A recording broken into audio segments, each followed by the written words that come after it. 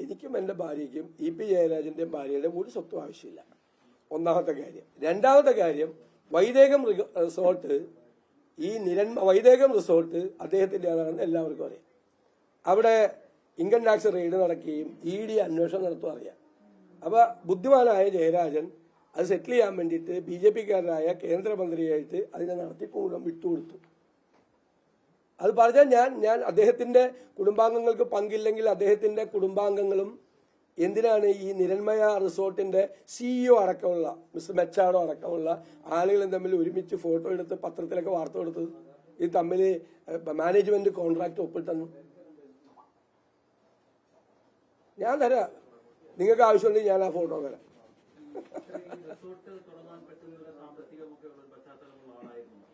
അല്ല, അതൊക്കെ അവരുടെ എവിടെ നിന്നാണ് പണമുണ്ടായതെന്നൊക്കെ അതൊക്കെ അതിന്റെ ഏജൻസികൾ അന്വേഷിക്കണം. ഞാൻ അതിലേക്കൊന്നും കിടക്കുന്നില്ല. എനിക്ക് പറയാനുള്ളത്, കേരളത്തിലെ BJP CPM ബന്ധം പണ്ട് നമ്മൾ അന്തർധാര എന്ന് മാത്രം വിളിച്ചിരുന്ന രഹസ്യമായ ഒരു അൺഹോളി നെക്സസ് ആയിരുന്നു, അവിഹിതമായ ബന്ധമായിരുന്നു. ഇപ്പോൾ കഴിഞ്ഞ അസംബ്ലി ഇലക്ഷൻ കഴിഞ്ഞപ്പോൾ RSSന്റെ മുഖപത്രമായ ഓർഗനൈസറിന്റെ ചുമതലയുണ്ടായിരുന്ന ബാലശങ്കർ പറഞ്ഞല്ലോ, CPM-ഉം BJP-യും തമ്മിൽ നിയമസഭാ തെരഞ്ഞെടുപ്പ് കാലത്ത് ബന്ധമുണ്ടായിരുന്നു. ഞങ്ങൾ കേരളത്തിലെ CPM-നെ സഹായിച്ചിട്ടുണ്ട്. ബാലശങ്കര പറഞ്ഞു. PM-ഉമായിട്ട് ബന്ധമുള്ള ആളാണ്, പ്രൈം മിനിസ്റ്റർ ഓഫീസുമായിട്ട് ബന്ധമുള്ള ആളാണ്, പരസ്യമായി പറഞ്ഞിട്ടുണ്ട്. BJP-യും RSS-ഉം CPM-ഉം തമ്മിലുള്ള മുഴുവൻ പ്രശ്നങ്ങളും മസ്കറ്റ് ഹോട്ടലിൽ ഇരുന്ന ചർച്ചയിൽ CM-ന്റെ മധ്യസ്ഥതയിൽ പരിഹരിച്ചിട്ടുണ്ട്. പിന്നെ ഒരു പ്രശ്നമില്ല അവർ തമ്മിൽ. അപ്പൊ ഈ ബന്ധങ്ങൾ ഉണ്ടെന്ന് എല്ലാവർക്കും അറിയാം. ഇനി കൂടുതൽ പറയണെന്തിന്?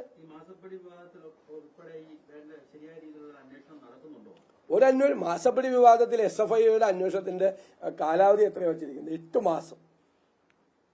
അപ്പൊ അതിന്റെ ഭീതിയിലാണ്. ഡെമോക്ലീസിന്റെ വാള് പോലെ കരുവന്നൂർ ED അന്വേഷണം, മാസപ്പടി വിവാദത്തിലുള്ള അന്വേഷണം, SNC കേസ്, ഇതെല്ലാം പിണറായി വിജയന്റെയും CPM-ന്റെയും തലയിൽ തൂങ്ങിക്കുകയാണ്.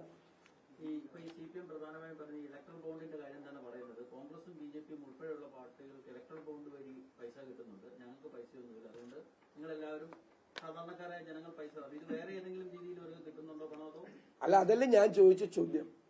മാസപ്പടി വിവാദ കേസുമായി ബന്ധപ്പെട്ട് ROC രജിസ്ട്രാർ ഓഫ് കമ്പനീസ് കർണാടകത്തില് പറഞ്ഞിരിക്കുന്നത് വളരെ ക്ലിയർ ആണ്. CMR അല്ലാതെ നിരവധി കമ്പനികൾ ഇവർക്ക് സഹായം ചെയ്തിട്ടുണ്ട്. ആ കമ്പനികൾ ആരൊക്കെയാണെന്ന് വ്യക്തമാക്കാമോ എന്ന് ഞാൻ ചോദ്യം ചോദിച്ചു. എന്റെ 5 ചോദ്യത്തിലുണ്ട്. അതേ മിണ്ടി കൊടുത്തിട്ടില്ല ഇതുവരെ. അതേ പറയണ്ടേ? ഒരു ആക്ഷേപം വരുമ്പോ പറയണ്ടേ ഞാൻ സത്യസന്ധനാണ്, അല്ലാതെ വെറുതെ കൈപൊക്കി കൈകൾ ശുദ്ധമാണ്, മടിയിൽ കനവില്ല, റോഡിൽ കുഴിയില്ല എന്ന് പറഞ്ഞിട്ട് വല്ല കാര്യമുണ്ടോ? ഇതല്ലേ പറയണേ? ഇതല്ലല്ലോ വേണ്ടത്. ഞങ്ങൾക്ക് ആ ആൻസർ ഒന്നും വേണ്ട. ഞങ്ങൾക്ക് ചോദ്യത്തിനുള്ള മറുപടി തന്നാൽ മതി. ധൈര്യം ഉണ്ടെങ്കിൽ മുഖ്യമന്ത്രി വന്ന് മറുപടി വേണം.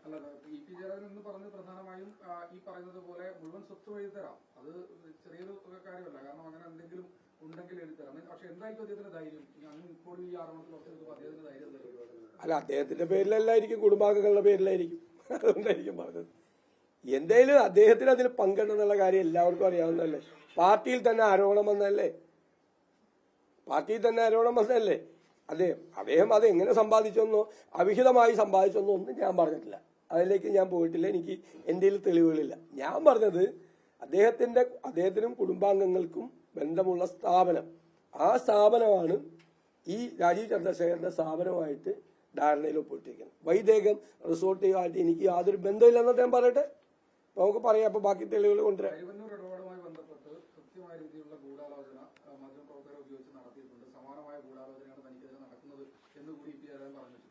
ഒരു ഗൂഢാലോചന അതൊക്കെ വെറുതെ എല്ലാവർക്കും പറയാവുന്ന കാര്യമല്ലേ. ചോദ്യത്തിന് ഉത്തരം പറഞ്ഞാൽ മതി. ചോദ്യത്തിന് ഉത്തരം പറഞ്ഞാൽ മതി. അല്ലാതെ ഇതുമായിട്ട് ബന്ധപ്പെട്ട് ഇത് അടിസ്ഥാനരഹിതമാണ്, സ്വത്ത് എഴുതി തരാം, ഏത് അന്വേഷണവും നടക്കട്ടെ എന്നൊക്കെ എല്ലാവരും സ്ഥിരം പറയണല്ലേ. ചോദ്യത്തിന് മറുപടി പറഞ്ഞാൽ മതി.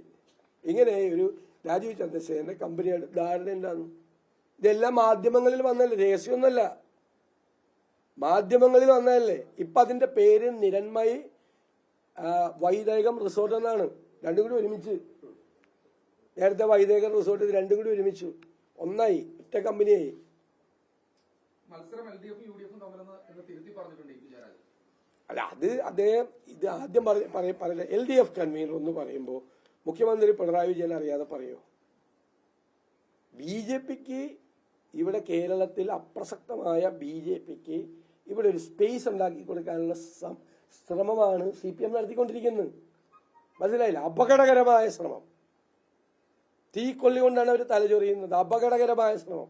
BJP അപ്പൊ അത്രയും കോൺഗ്രസ് വിരോധമാണ്, അത്രയും കോൺഗ്രസ് UDF വിരോധമാണ്. BJP വന്നാലും സാരമില്ല, UDF തകരണം, കോൺഗ്രസ് തകരണം. അത് തന്നെയാണ് BJPയുടെ ആശയം. കോൺഗ്രസ് മുക്ത ഭാരതം. അത് BJPയെ ഭയന്ന് ചെയ്യുന്നതാണ്, ആഗ്രഹം ഉണ്ടായിട്ട് ചെയ്യുന്നതല്ല, ഭയന്ന് ചെയ്യുന്നതാണ്. BJPയെ സന്തോഷിപ്പിക്കാൻ വേണ്ടി ചെയ്യുന്ന. രാഹുൽ ഗാന്ധിക്കെതിരെ എന്താ ആരോപണങ്ങൾ? മുഖ്യമന്ത്രി രാഹുൽ ഗാന്ധി ഭാരത് യാത്രയിൽ എങ്ങും പൗരത്വ നിയമത്തെ പറ്റി സംസാരിച്ചില്ലെന്ന്. ആളെ വിട്ടിട്ടുണ്ടായോ കൂടെ? ഭാരത് യാത്രയുടെ കൂടെ ആളെ വിട്ടിട്ടുണ്ടായോ പിണറായി വിജയൻ? രാഹുൽ ഗാന്ധി എന്തൊക്കെയാണ് സംസാരിച്ചതെന്നറിയാം? ഞങ്ങൾ ഇന്നലെ ഹാജരാക്കിയല്ലോ. രാഹുൽ ഗാന്ധി പൗരത്വ നിയമത്തിനെതിരായി പരിഹസിച്ച് സംസാരിച്ചിരിക്കും. അദ്ദേഹത്തെ BJP നേതാക്കൾ പരിഹസിച്ചതും ഉൾപ്പെടെയുള്ള നിരവധി രേഖകൾ ഞങ്ങൾ ഇന്നലെ ഹാജരാക്കിയല്ലോ. അപ്പൊ പച്ചക്കള്ളം മുഖ്യമന്ത്രി പറയല്ലേ?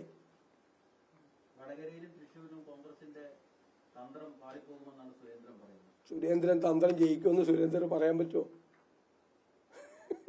അത് കോൺഗ്രസിന്റെ നീക്കം, ഞങ്ങളെടുത്ത തീരുമാനം അത് ശരിയായിരുന്നു എന്ന് സുരേന്ദ്രന് പറയാൻ പറ്റുമോ? അപ്പോൾ അത് എടുത്ത അദ്ദേഹം അത് പൊളിഞ്ഞു പോകുമെന്ന് പറയാൻ കാരണം അത്രമാത്രം ഷോക്ക് അദ്ദേഹത്തിന് ഉണ്ടായിട്ടുണ്ട്. വേണ്ടാത്ത പണിക്ക് പോയിട്ടല്ലേ, വേണ്ടാത്ത പണിക്ക് പോയിട്ടല്ലേ. ഇനിയും വേണ്ടാത്ത പണിക്ക് പോയാൽ കൃത്യമായ തിരിച്ചടി, പൊളിറ്റിക്കലായിട്ട്, വേറെ ഒന്നല്ല, പൊളിറ്റിക്കലായിട്ട് രാഷ്ട്രീയമായ കൃത്യമായ തിരിച്ചടി കിട്ടും. നോക്കിക്കോ വേണമെങ്കിൽ. വിഷയത്തിൽ അങ്ങേക്ക് പണം ലഭിച്ചിട്ടുണ്ടായിരുന്നു, പണം ലഭിച്ചിട്ടുണ്ട് TV എന്ന് പറയുന്ന ആരോപണം സഭയിലാണ് ഉന്നയിക്കുന്നത്. അത് ചെറിയൊരു കാര്യമല്ല. ആ വിഷയത്തിൽ നിയമ നടപടി സ്വീകരിക്കാൻ ഇനിയും വൈകുന്നു. ചെയ്തോളാൻ പറ അവരോട്, എടുത്തോളാൻ പറ, ചെയ്തോളാൻ പറ, എന്ത് നടപടി വേണമെങ്കിൽ സ്വീകരിച്ചോളാൻ പറ. ആ സഭയിൽ കൊണ്ടുവന്നു മുഖ്യമന്ത്രി എന്താ പറയായിരുന്നു അതിനെ പറ്റി? ഒന്ന് ഞാൻ മറുപടി പറഞ്ഞിട്ടുണ്ടല്ലോ. നിയമസഭയിൽ പറഞ്ഞതിന് നിയമസഭയിൽ മറുപടി പറഞ്ഞിട്ടുണ്ട്. ആ 150 കോടി കൊണ്ടുവന്ന വഴികളും അതിൽ മറ്റേ മീൻ ലോറിയിൽ കൊണ്ടുവന്നതും അവിടുന്ന് ആംബുലൻസിൽ കൊണ്ടുവന്നതും തിരിച്ച് ബാംഗ്ലൂരിലേക്ക് കൊടുത്തുവിട്ടതും അവിടെ നിക്ഷേപിച്ചിരിക്കുന്നതും ഒക്കെ ഞാൻ നിയമസഭയിൽ നല്ല മറുപടി കൊടുത്തല്ല.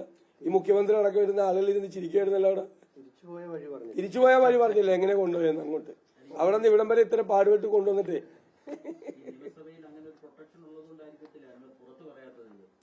പറയട്ടെ, പറഞ്ഞോട്ടെ, പറയുമ്പോൾ അതിനുള്ള മറുപടി പറഞ്ഞാൽ പോലെ.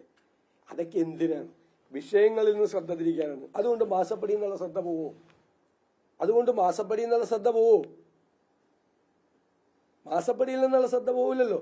മാസപ്പടിയിൽ നിന്ന് ശ്രദ്ധ തിരിക്കാനുള്ള ശ്രമവും മാസപ്പടി വിവാദം ഈ തെരഞ്ഞെടുപ്പ് കാലത്ത് ചർച്ച ചെയ്യപ്പെടാതിരിക്കാനും വേണ്ടിയിട്ടാണ് ഈ ബഹളമൊക്കെ ഉണ്ടാക്കുന്നത്. ഞങ്ങൾ അതിലേക്ക് തന്നെ വരുവാണ്. ഞങ്ങളുടെ 5 ചോദ്യത്തിന് മുഖ്യമന്ത്രി ഉത്തരം പറയണം.